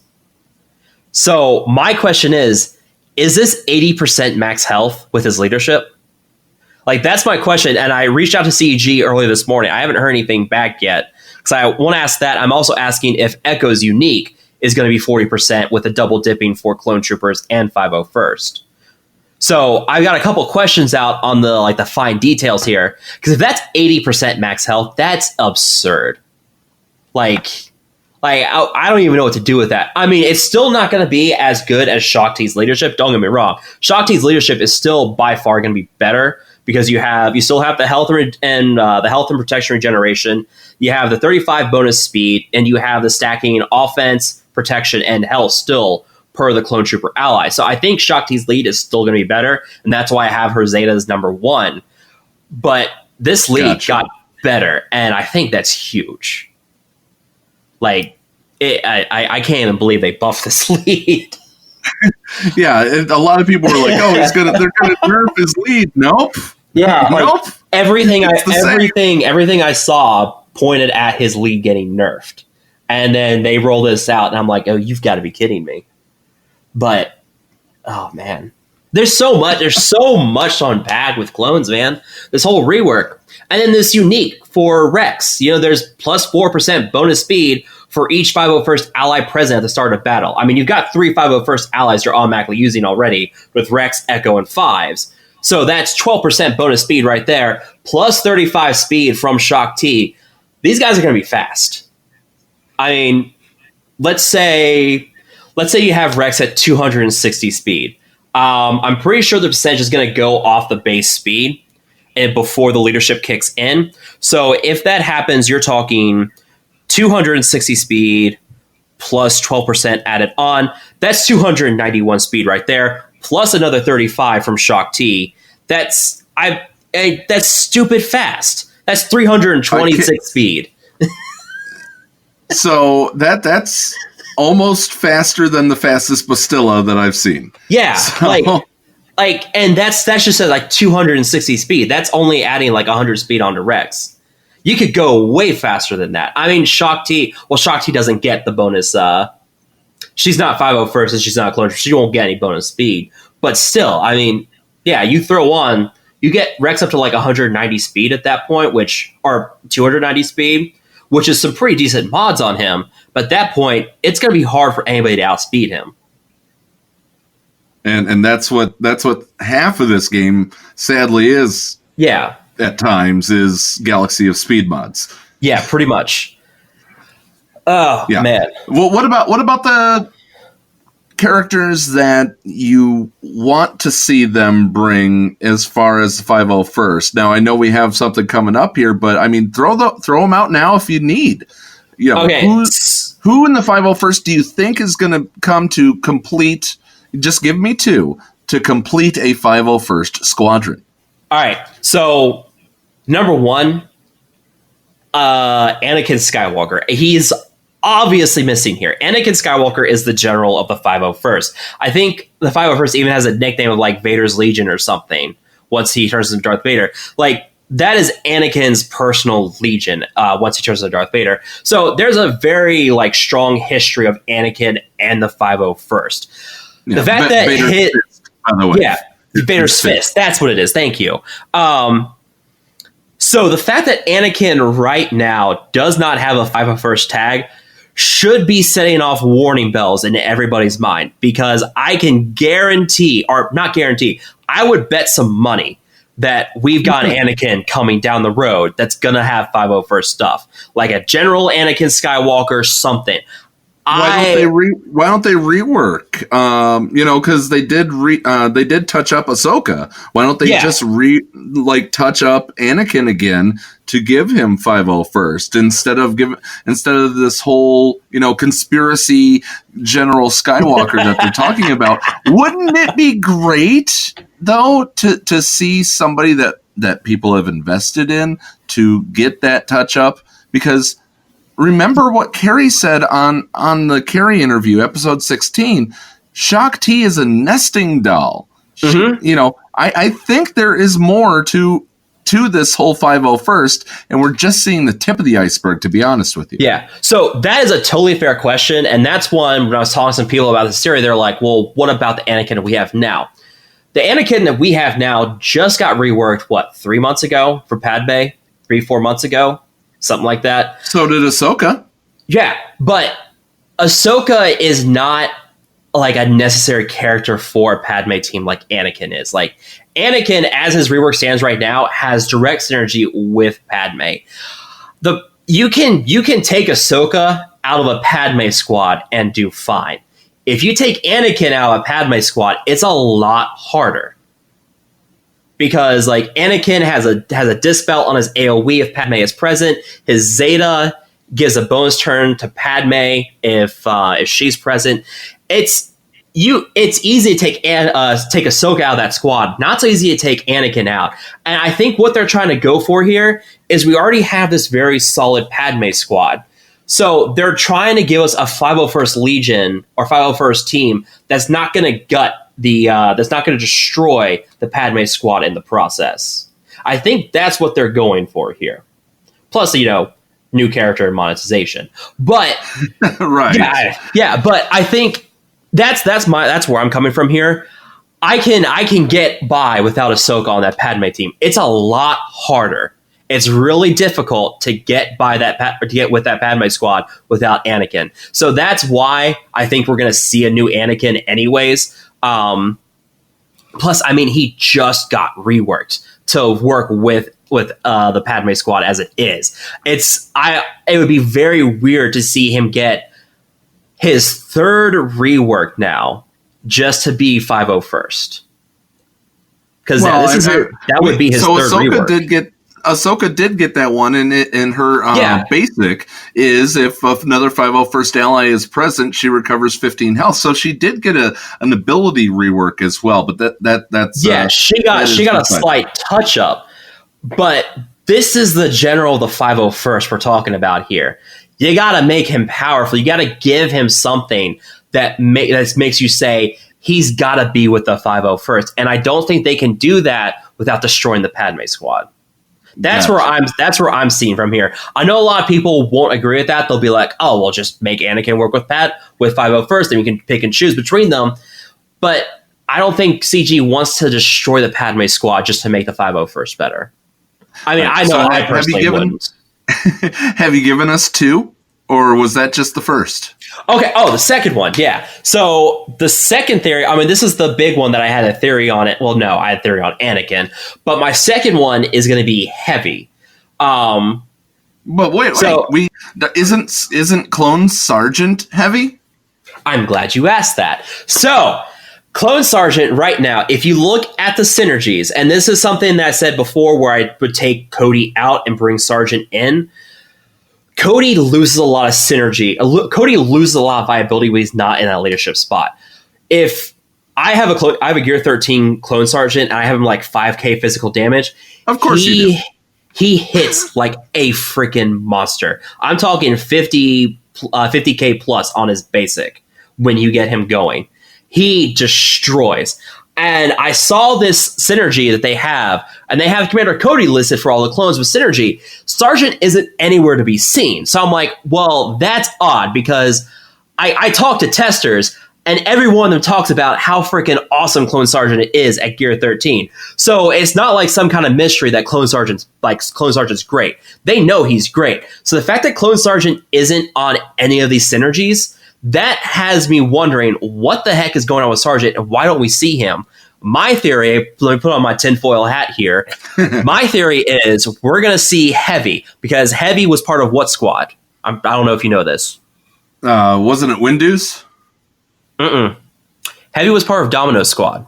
Who else was on Domino's squad? 501st. A lot of 501st members. Mm-hmm. Echo and Fives. Yeah, Echo and Fives and Heavy were all together on Domino Squad.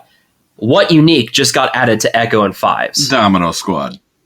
There you go. All right. I feel like what's his face from Always Sunny, where I'm like sitting at the board, like tying all the strings of yarn. Yeah, I'm feeling like I'm him in front of the board, just like tying stuff together. Heavy seems easy here, and I know like people are like, just rework Sergeant, make him Heavy. What I possibly see them doing is giving us Heavy or something like Heavy seems like an easy choice for me, because he's part of Domino Squad, so by proxy he's part of the 501st. So he would have that synergy right now, and the fact that they don't have Clone Sergeant added in, that kind of makes me think that maybe something's coming down the road. Because I mean, you look at any pattern that, and I'm going to say this all in a video that I'm putting out tonight anyways, or at least tomorrow, talking about put on my tinfoil hat in these conspiracies.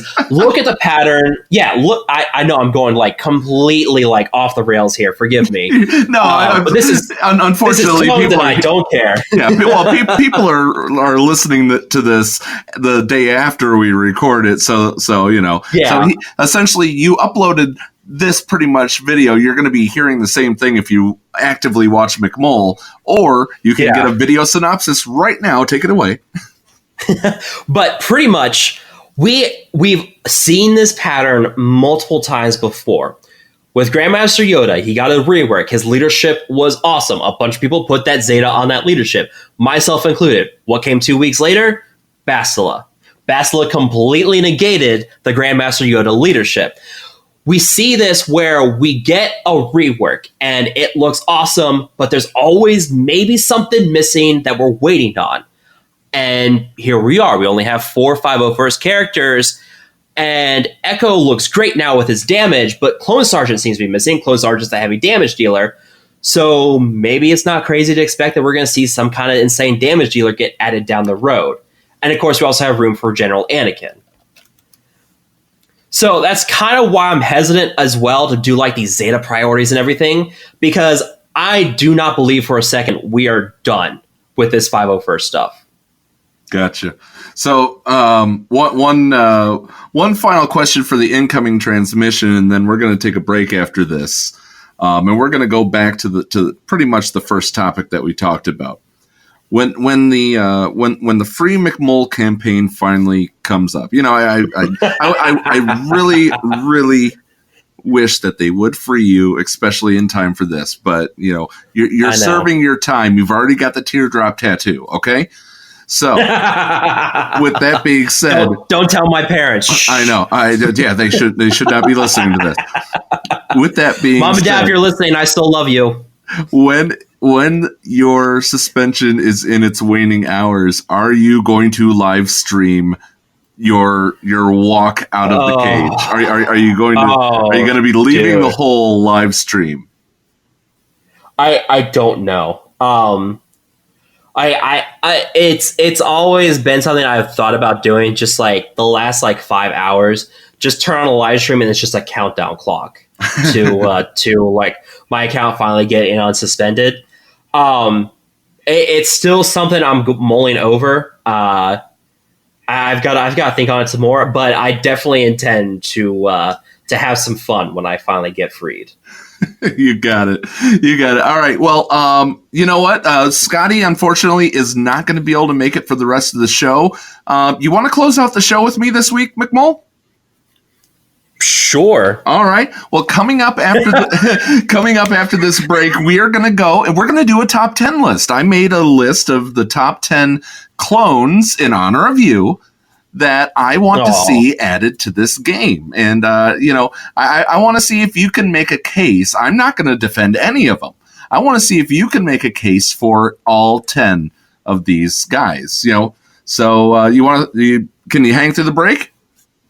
Absolutely. All right. We'll be right back on the Escape Pod cast. Hello, friends. This is Thaddeus from Going Nerdy, and you are listening to the Escape Pod cast. Machias Modding Mayhem is the premier remodding service for the game that we all love, Star Wars Galaxy of Heroes.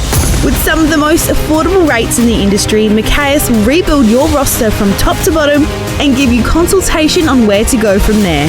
Machias has a 100% satisfaction guarantee and lots of useful additional services, including a full cleanup of your mods, loadout pages, PvP plans, and more. Contact Machias today on Discord at all lowercase Machias number 0127. That's MIKAYAS number 0127, or at machiasmods@gmail.com. Machias Modding Mayhem, the official remodding service of the Escape Pod cast. Hey there, Escape Podawans. Everyone's favorite Llama here to remind you that the Escape Pod cast is on social media. That's right, we're on Facebook, we're on Twitter. So give us a like, give us a follow, and stay up to date on all things in-game and in the Escape Pod. Our account links are down in the description or on our Discord server in the Show Links channel. See you on the net. Hey guys, it's the Nev here. If you want to hear more content from me, please come over to my channel. It's Nev. Simple as that. But if you're looking for me and you need to type something in the search, best put in my full name. It's Neil Andrew Eyre. You can also follow me on Twitter at PomPomtastic1, and you can find me on Discord, Nev, #9515. Hope to hear from you soon. Come on over, give me a like and a subscribe. 1, 2, 3. Llama, what are you doing? Well, Zedd, I'm trying to count all the perks that Scotty and Paul give their Patreon supporters, but I don't think I have enough fingers. Patreon supporters can get tons of rewards, and plans just start at $2 a month. 7. Wait, what comes after 7? Visit patreon.com/theescapepod to sign up. And now time for something completely shameless. This is your favorite YouTuber's favorite Greek-American Swuggo YouTuber from the greater New York City area, whose name has 8 letters, beginning with an H and ending with an X. Wanna guess who, TC14? Come on, guess. Horse box. Try again. Polio box. Seriously? Horsepex. You know what? Just forget it. I was trying to get you to say Hellenics, you dumb droid. Anyway, welcome back to the Escape Pod cast with your hosts, Paul Anthony and Scotty McLaren. Take it away, boys. I have a droid to disassemble. Oh, dear. The Escape Pod cast. The Bridge. And yes, welcome to a very special McMole version of The Bridge. And we have the top 10 this week that I've put together in honor of McMole. And so, I'm not as versed in the clones as you, but I sat there and I racked my brain for 10 clones that I would love to see in this game. And I think that you might be able to make a case for all 10. Maybe not all 10, maybe 8 of the 10. I'd be happy with 8 of the 10. But the number 10 clone, McMole, who's joining us, say hi. Hi. There we go. The number 10 clone is Hardcase. Can you make a case, no pun intended, to bring Hardcase? He was he was part of those. I forget the name of it, the Misfits or whatever it was. He was with Fives and I want to say Dogma, but I don't think that's right. But yeah, no, I remember he also flew a ship with Fives. I'm trying hard to remember Hard Case. So could he be another? This does not bode well. Well, yeah, I guess not. But could he be another, piloted ship? Could he be another Umbran? I would say no. No? Okay. So my number 10's out the window. But, how about Tup? So if I remember this correctly, Tup is the one whose biochip malfunctioned and he killed a Jedi. Is that correct? I believe you are correct. Which then caused Fives to be killed because he was trying to uncover the conspiracy. Spoiler alert! So I'm pretty sure that you know my answer to this one already. You don't want to see Tup in there. But how about this one? How about the one that, to me, my personal favorite, but not the number one that I would think on here? He served admirably. He was awesome. Number 99. Oh man.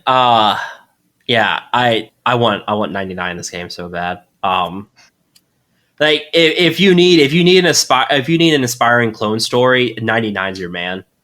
But all you have to do is make him be in the vein of like Grandmaster Yoda or C-3PO or Watt, a passive character who's just there to help support the team, because that's all he does. That's all he did. So yeah, I would be all for 99 having some kind of passive kit like those characters. Well, I mean, even 99 got his hands dirty at the very end. Yeah, he did. But yeah, I mean, 99 was a very special story, and a lot of people to this day, like, if they talk about like their favorite clone or their story, you hear a lot of people bring up 99. Like he was a very notable clone, and so he was like the one who never fought. Yeah, maybe you should be higher in the list. I'd definitely I can see some of these characters on here. I would put 99 above them. Okay, for sure. Coming in at number 7 for me was Waxer. Ooh, just one of the most fun, in my opinion. Outside the my top 3, I think Waxer was hilarious. Yeah, there's not many notable clones in the 212, and now we have this 501st tag. Maybe down the road we'll get a 212th tag. We already have GK and Cody, who are like your generals and your leaders for the 212. So we need some clones to fill in behind them. Waxer is like an easy 212th clone to remember. He was a very good clone. A lot of people liked him. I would be all for Waxer being one of those 212th clones being added down the road. Well, let's continue on. I believe the 212th, Wooly. Yep, Wooly was also with Waxer, if I remember correctly. Yes. Yeah. So why not give him synergy like Fives and Echo has? That would certainly be an interesting one. Now, this is one when we were talking about the clones and all that. You and I, when I was putting together this list, if you will, you were like, "Really on this guy?" And I have to say, he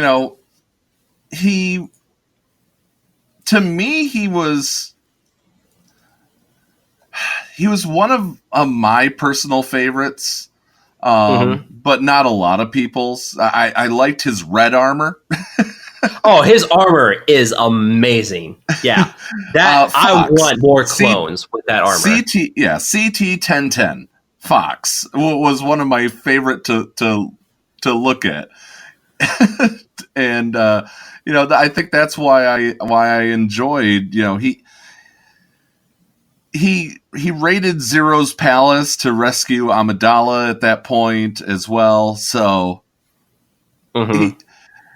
he was one of the fun ones. That's why I put him at 5. That's absolutely why I put him at 5. Yeah, I put him a little bit lower because he killed Fives. But but you can't hold all these against each other. Yeah, I can. You can't tell me what to do, Dad. Well, Well, now when Fives dies, he boosts everybody else. So Fives has to sacrifice himself somehow. Yeah. Man. It's gonna be interesting because that's gonna be a hard one because you gotta find someone that has synergy with him. Well, I mean, he's kind of like out there right now in the whole Clone Sergeant era. So yeah, that's true. I don't know, man. He's one that, like, yeah, I want him just for the armor, but I've got to find someone that I can tie him in with, and that means we're going to have to bring in additional characters then possibly. Because he's never, like, I don't think there's anyone, like, notable that he works with. I mean, he does team up with, like, Rex at some points and stuff, but there's, like, never any clones with him that you're like, oh, wow, Fox and that character. That's true. That's true. So maybe we swap Fox and 99. Maybe that's what we do on the list. I'm gonna throw. 99's gonna be higher up on the list, just so you know. 99's gonna be higher. Oh yeah. So 99's gonna be higher than my number 4, Apo. Yeah. CT 1119. Fun fact: do you know where he appears in Revenge of the Sith? No. He is the clone trooper that tells Senator Organa, "I'm sorry, sir, it's time for you to leave," and raises his blaster at Organa. Yeah, I didn't know that originally, and I was like, I started looking through stuff, and then I was like, I know that screenshot. And I was like, oh wow, that's Apo. I didn't realize that. Yeah, so he's like one of the few clones that actually like show up in the movie that get a really good presence in the Clone Wars TV show as well. There we go. So does Apo? So does 99 bump up to number 4? Yes.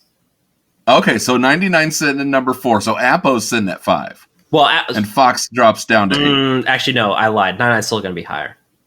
Oh wow! Well, even higher than what people are claiming and clamoring for, and in that one, you know, let me pull up the number here because I don't remember the exact number. You got Apo. Apo is I totally just lost it. Apo. Well, Apo's number 4 on my list, but 1119. Yep, CC 1119. So I don't know. I don't see it here, but Kix was a medic. So I think in the clones that should be brought to this game, they should bring the medic kit that you see in territory battles in with Kix, and that's why I'm a firm 3. Yeah. So as it stands right now, with the removal of the healing with Echo's unique follow up, the only healing that you have to rely on now is Shock T. And even then, yeah, it's a minimal amount and it has to be out of turn and whatnot. I think that having a medic come in would be a huge boost to just clone and so it should be Kix. It should definitely be Kix. Absolutely. He is the medic. And he's 501st as well. Exactly. The rest of, spoiler alert here, the rest of you guys could probably guess 2 and 1, but the rest of the list is all 501st starting at Apo. Yeah. So I really think that they should bring the clone trooper medic in as Kix and let it go. Now, it would be really cool. Which order? Go ahead. If they brought in Kix as like the initial territory battle character that you would use, like Geonosian Brood Alpha, or my feeling is maybe Heavy or some kind of clone trooper with 501st ties that you're going to use to then unlock Anakin in a special mission.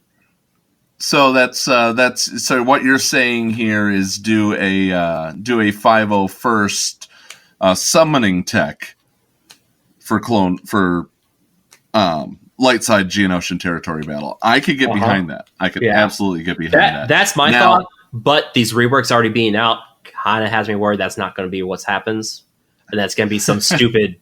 It's going to be some stupid, terrible Galactic Republic Jedi rework instead, or Jar Jar. I'm okay with Jar Jar. I'm totally okay with Jar Jar. And a lot of people are like, I can't have Jar Jar. I'm okay with Jar Jar.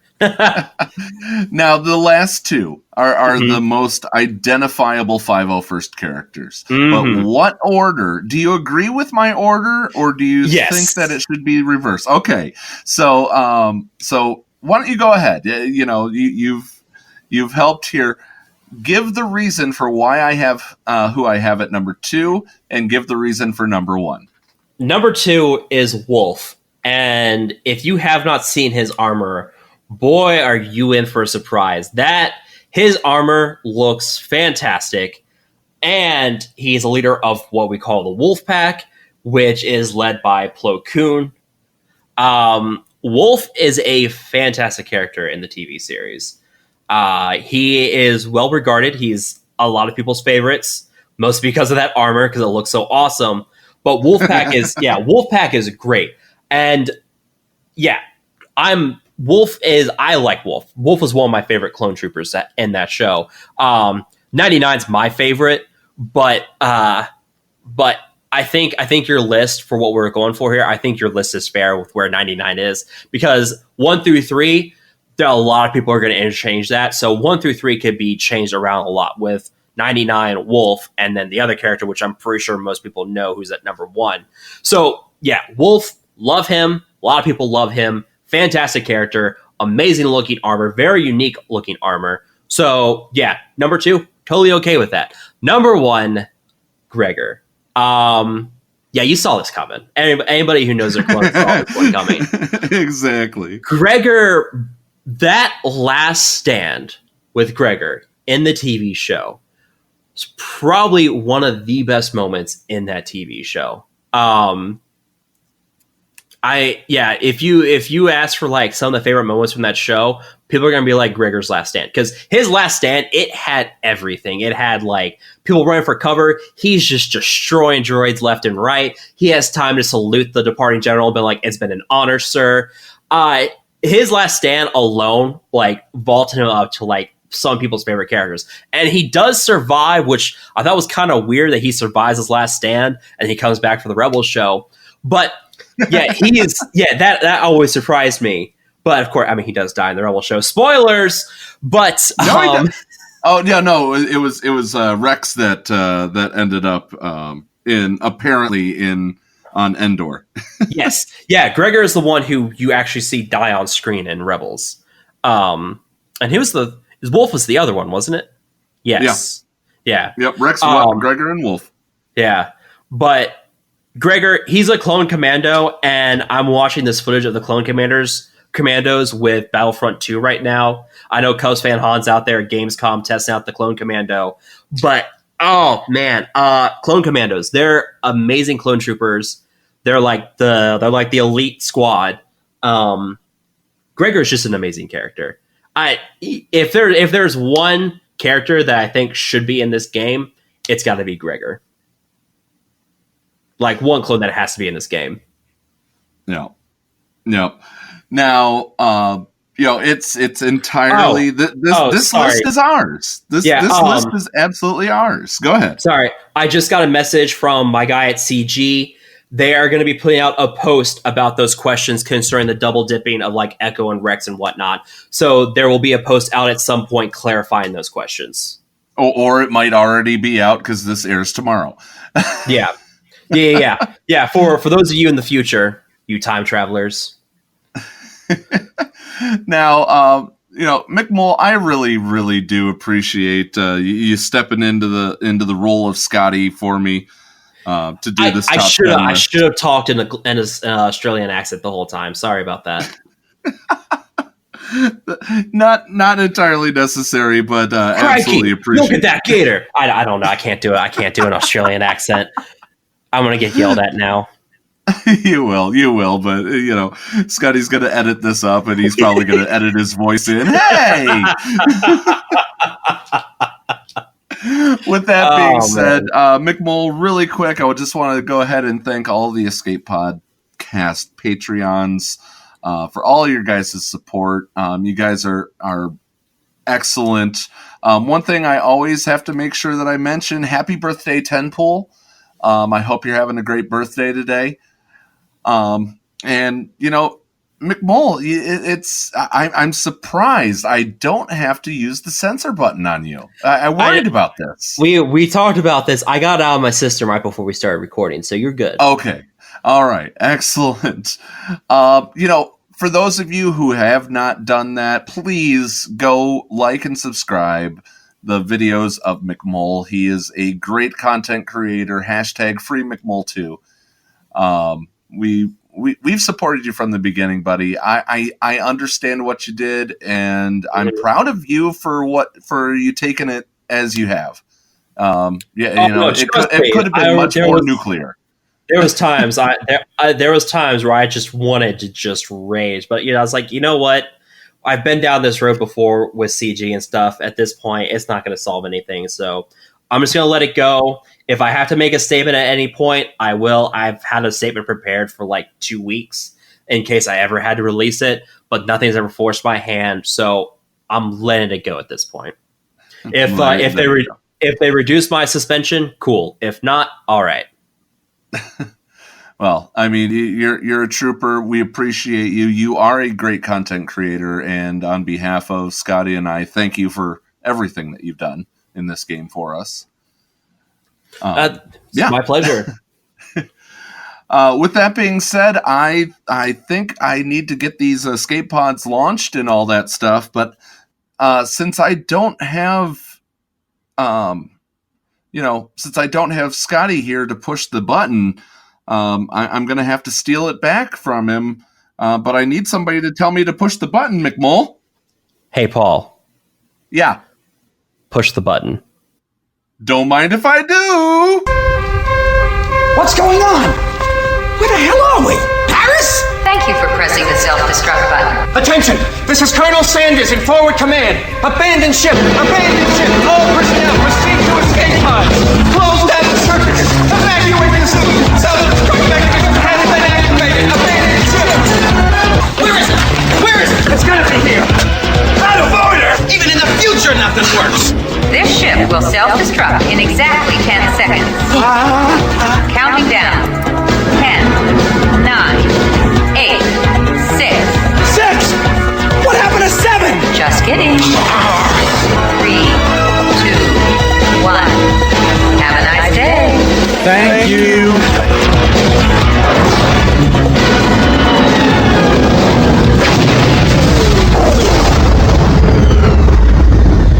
Hello, friends. This is Thaddeus from Going Nerdy. The Escape Podcast was filmed in front of a live studio audience full of tweaked out murder bears. Sit, Ubu, sit. Good dog.